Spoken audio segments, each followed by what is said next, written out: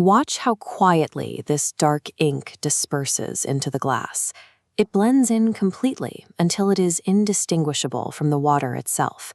Families pass down beliefs, hidden norms, and assumptions to their children with that same silent efficiency, mirroring the way they pass down physical traits. Today, we are going to make that process visible.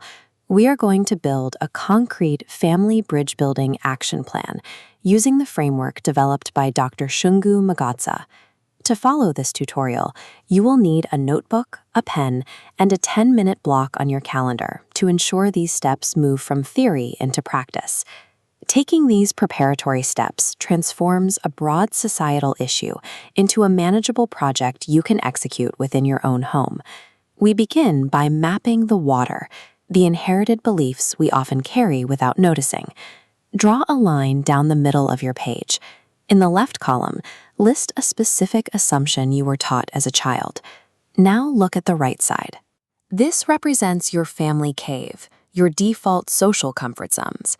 List the types of people or perspectives that your family rarely spends time with or listens to. Expanding a family's empathy requires a deliberate effort to step outside this defined cave. Mapping these boundaries on paper provides the data required to start moving them. You can only change what you have first identified. Next, we address defensive parenting reflexes. Dismissing harmful comments as just banter or only a joke quietly signals to children that certain harms are acceptable. Write your new scripts. To interrupt banter, ask, who might be hurt by those words? When children notice differences, avoid shame and say, let's explore that together. To challenge stereotypes gently, ask, I wonder if there are other experiences too. Curiosity prevents defensiveness. Parents often stop themselves here because they fear they don't have the perfect vocabulary. But children learn more from watching your growth than from seeing a polished performance. Write down the ultimate repair script. I got that wrong, and I've changed my thinking.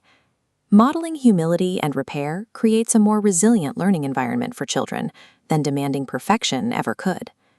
Inherited bias survives best in narrow environments. To counter it, you must deliberately expand the stories and perspectives your family consumes. Look at your upcoming week and write down 2 specific additions, perhaps a new podcast or a book from a perspective your family doesn't usually hear from. Rather than waiting for a crisis to have a serious talk, look for micro-conversations during TV adverts, local playground incidents, or news stories. During these moments, use the core empathy prompt. How might that person feel? Frequent, small perspective-taking exercises build stronger mental bridges against prejudice than occasional lectures. Now, pull out your phone, open your calendar, and lock in a 10-minute recurring weekly slot, perhaps during Sunday dinner or a regular commute. Create a physical anchor by writing 2 questions on a sticky note and placing it where your family gathers. Copy down the first question. What did we learn this week about people, fairness, or kindness? And copy down the second question. Did we make assumptions about anyone this week? Small, repeated practices like this normalize these conversations, eventually turning empathy from a conscious effort into a default family trait. Look at the plan you've written. You now have a map of your family's blind spots, a set of empathy-first scripts, and a scheduled ritual to keep the practice alive.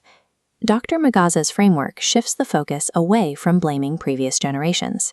Instead, we notice what we inherited and choose what to carry forward. By consciously building these new bridges, you completely change the story and the possibilities for those who come after you.